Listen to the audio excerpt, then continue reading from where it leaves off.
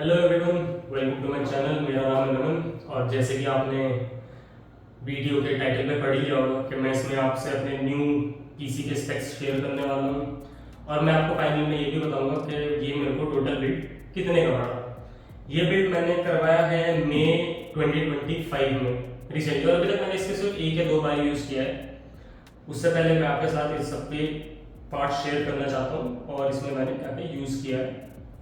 तो सबसे पहले मेन हमारी बॉडी, उसमें हमने यूज़ किया कॉर्सर का 4000D RS ARGB केस, जिसके आगे 3 ARGB फैन आते हैं इनटेक के लिए। इसमें एग्जॉस्ट के लिए फैन नहीं आता, वो आपको अलग से परचेज करना पड़ेगा। बस इसमें इनटेक के आगे 3 फैन मिल जाते हैं, एग्जॉस्ट आपको अलग से लेना ही पड़ेगा। वो भी मैंने कॉर्सर का यूज़ किया।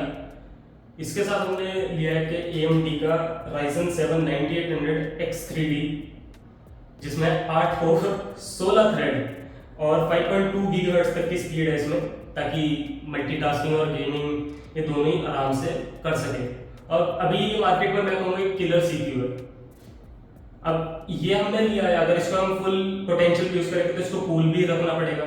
इसको कूल करने के लिए हमने यूज किया है कॉर्सर का Nautilus 360 RS ARGB कूलर, ताकि भाई इसको थोड़ा ठंडा रखे हमारे CPU को और उसको थ्रॉटलिंग ना हो।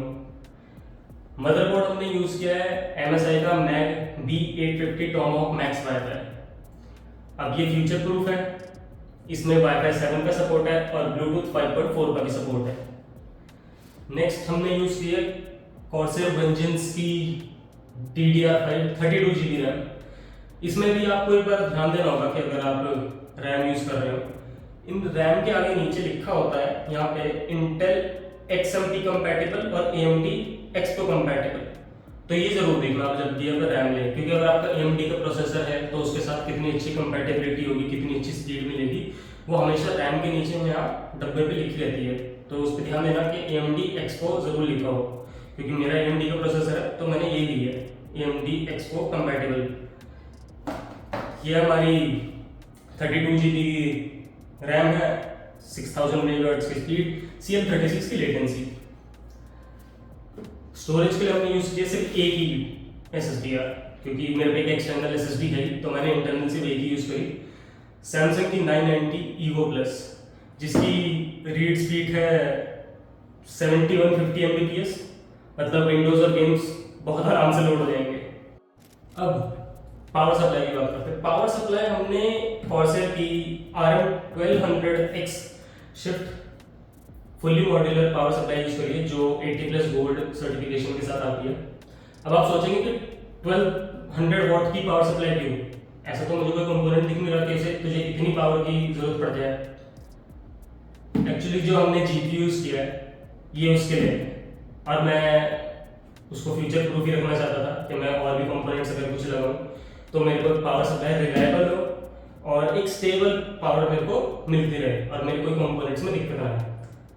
तो अब जो मेन पार्ट है जो है हमारा GPU,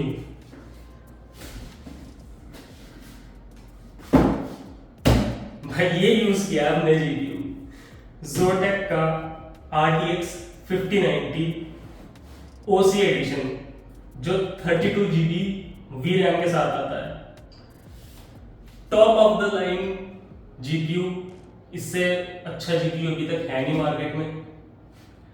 और बाकी जो अगर GPUs हैं वो प्रोडक्शन लाइन के लिए, जो बंदों को 10-10 हज़ार डॉलर्स के मिलते हैं, वो बाकी गेमिंग के लिए, AI वर्कलोड के लिए, कोई भी तरीके की मल्टीटास्किंग करनी हो, उसमें सबसे बेस्ट 5090 है। आपको पता ही होगा, अब तो बहुत टाइम हो गया, आप सबने देख ही लिया होगा, यूट्यूब भरा पड़ा 5090 की वीडियो से। आप इसकी तरफ 4K 8K गेमिंग कुछ भी करो, AI workload, multitasking, I mean top of the line वो GPU है। मैं इसको कोई भी गेम चलाऊं, कितने भी इस पे मल्टीटास्किंग करूं या 4K रेंडरिंग करूं, कोई मुझे कोई दिक्कत नहीं आने वाली, क्योंकि ये CPU और GPU कॉम्बिनेशन अभी मेरे को लगता है सबसे बेस्ट चल रहा है।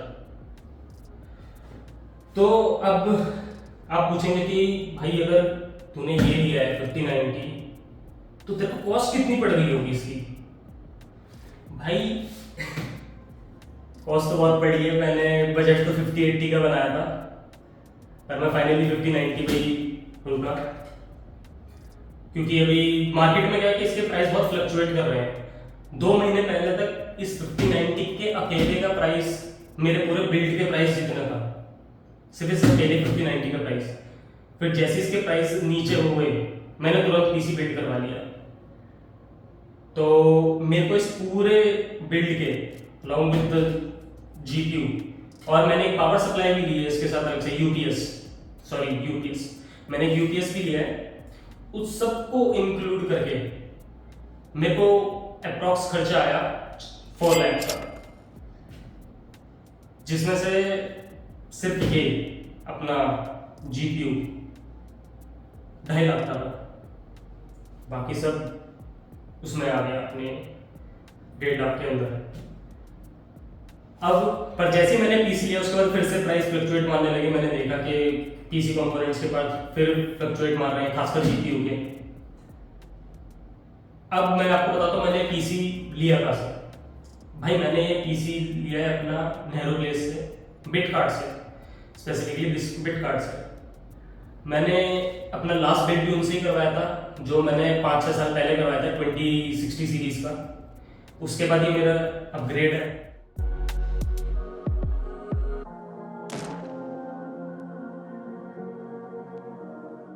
अगर आप भी इस साल कोई अपग्रेड करने के लिए या न्यू पीसी लेने की सोच रहे हैं तो नीचे कमेंट में जरूर लिखना कि आप क्या नया पीसी कंपोनेंट लेने की सोच रहे हैं, फिर पूरा ही नए रिग बनाने की सोच रहे हैं, तो ज़रूर कमेंट करना। अगर आपको वीडियो पसंद आई हो तो इसको लाइक करना और शेयर भी करना अपने दोस्तों के साथ। और हाँ, हम जल्दी इसके कुछ गेम्स में बेंचमार्क भी करेंगे, चला के देखेंगे इसकी परफॉर्मेंस कैसे आ रही है 1080p पे और 4K पे। मिलते हैं भाई अगले वीडियो में।